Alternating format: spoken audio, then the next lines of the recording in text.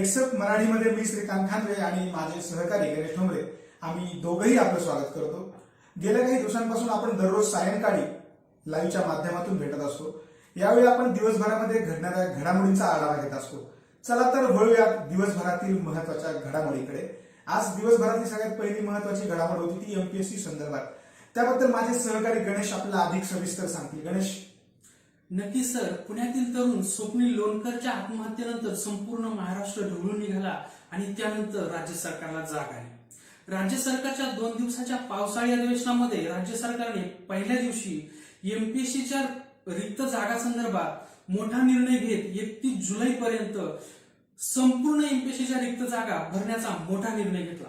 त्यानंतर राज्य शासनाच्या पावसाळी अधिवेशनाच्या दुसऱ्या दिवशी उपमुख्यमंत्री अजित पवार यांनी एमपीएससी बोर्डासंदर्भात मोठा निर्णय घेत एमपीएससी बोर्डाची सदस्य संख्या वाढवण्यात आल्याचा निर्णय घेतला आहे। ही सदस्य संख्या 6 वरून आता 11 किंवा 13 अशी करण्यात येणार आहे। त्यामुळे या सदस्य संख्ये वाढीचा निर्णय येणाऱ्या काळात एमपीएससीच्या परीक्षा देणाऱ्या विद्यार्थ्यांसाठी महत्वाचा आणि दिलासादायक ठरणार आहे।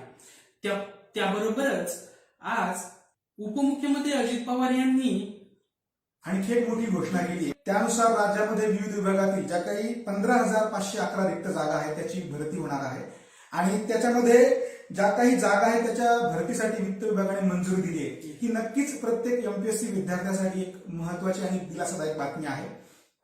याबरोबरच राज्यात दुबार पेरणीचे संकट शेतकऱ्यांवर वाढवलेलं आहे। त्या पार्श्वभूमीवरच पुढील माहिती आपल्याला सर देते। बरोबर आहे, जसं की आता गणेश म्हणाले की दुबार पेरणीचं शेतकऱ्यांवर संकट आलंय। जर आपणच गेल्या काही महिनाभराचा आढावा घेतला तर पावसाने समाधानकारक सुरुवात केली, मात्र त्यानंतर शेतकऱ्यांनी पेरणी केली आणि पुन्हा एकदा शेतकऱ्यांवर दुबार पेरणीचं संकट ओढवलंय आणि अशा सगळ्या या संकट काळामध्ये शेतकऱ्यांसाठी एक दिलासादायक बातमी येत आहे। त्याच्यानुसार राज्यामध्ये मान्सूनचं वापसीचे संकेत दिले गेले आहेत। हवामान विभागाने याबद्दल एक शक्यता वर्तवली गेली आहे। तत्पूर्वी जर आपण पाहायला गेलं तर मागील काही दिवसांपासून राज्यामध्ये मान्सूनचा वेग मंदावला होता आणि या पार्श्वभूमीवर उद्या 8 जुलैपासून संपूर्ण देशासह राज्यामध्ये मान्सून सक्रिय होणार आहे। त्याच्यामुळे आता पुढील 3 दिवस पाऊस असणार आहे अशी देखील शक्यता हवामान खात्याने वर्तवली आहे। तो जो पाऊस असेल तो हलक्या आणि मध्यम स्वरूपाचा असणार आहे। ही सगळी जर आपण बातमी पाहायला गेली तर ही बातमी नक्कीच शेतकऱ्यांसाठी दिलासादायक म्हणून समोर येत आहे। त्याच्यानंतर पुढची महत्वाची जर आपण बातमी पाहायला गेली तर शेतीबद्दल विधिमंडळामध्ये एक ठराव मांडला गेला। तो ठराव नक्की काय होता, त्याच्यामध्ये कुठले कुठले मुद्दे आणि कुठल्या कुठल्या गोष्टी आहेत त्याबद्दल माझे सहकारी गणेश आपल्याला अधिक सविस्तर सांगतील। नक्कीच सर, शेतकऱ्यांना फसवलं गेलं तर आता फसवणाऱ्यावर फौजदारी अंतर्गत कारवाई होणार आहे। या संदर्भातील विधेयक आज विधिमंडळात मांडण्यात आलेलं आहे। विधिमंडळामध्ये झालेल्या ठरावात या संदर्भात चर्चा करण्यात आली आणि कृषी संबंधित 3 विधेयक सभागृहात आज सादर करण्यात आलेली आहेत। यामध्ये सादर करताना काही दुरुस्त्या यामध्ये सुचवलेल्या आहेत। हे विधेयक बाळासाहेब थोरात, छगन भुजबळ आणि दादासाहेब भुसे यांनी हे विधेयक मांडत यावर काही दुरुस्त्या सुचवलेल्या आहेत।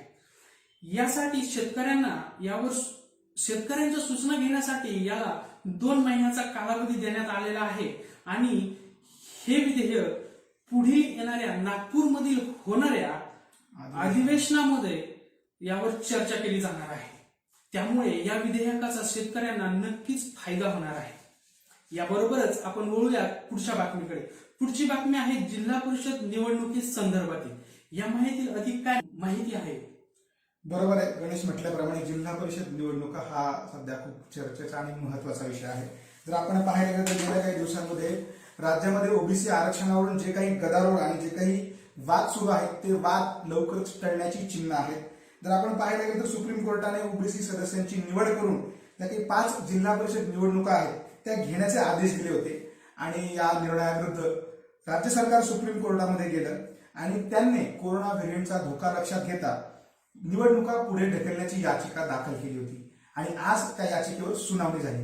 यावेळी याचिकेमध्ये सुप्रीम कोर्टाने असं म्हटलंय की कोरोनाचा काळ पाहता निवडणुका घ्याव्यात की नाही याबाबत राज्य निवडणूक आयोगाने निर्णय घ्यायला हवा आणि हा जो निर्णय आहे तो राज्य निवडणूक आयोगाने कोर्टाला कळवणं देखील अपेक्षित आहे. त्याच्यामुळे आता राज्य निवडणूक आयोग जिल्हा परिषद निवडणुकांबद्दल काय निर्णय घेते हे पाहणे औत्सुक्याचे ठरणार आहे. त्याच्यानंतर सगळ्यात महत्त्वाची जर आपण घडामोड पाहायला गेली तर केंद्रीय मंत्रिमंडळाचा विस्तार. हा विस्तार नक्की होणार का आणि हा कधी होणार आहे याबद्दल अधिक सविस्तर माहिती माझे सहकारी गणेश आपल्याला सांगतील. नक्कीच सर, केंद्रीय मंत्रिमंडळामध्ये आता विस्तार होण्याची चर्चा राजकीय वर्तुळामध्ये जोरदार रंगत आहे. केंद्रीय मंत्रिमंडळ विस्तारामध्ये मोठे फेरबदल केले जाणार असून बऱ्याच दिवसापासून यावर चर्चा सुरू होती. मात्र या चर्चेला आता पूर्ण विराम मिळण्याची शक्यता आहे. या केंद्रीय मंत्रिमंडळाच्या विस्ताराच्या काउंटडाऊन आता सुरू झाला असून यामध्ये तब्बल 20 नवीन चेहऱ्यांना संधी देण्यात येणार आहे.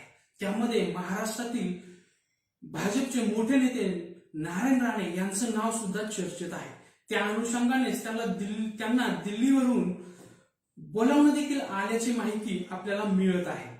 त्यामुळे ही वर्णी लागत असतानाच केंद्रीय मंत्रिमंडळातील काही मंत्र्यांना मात्र डच्चू मिळण्याची शक्यता आहे.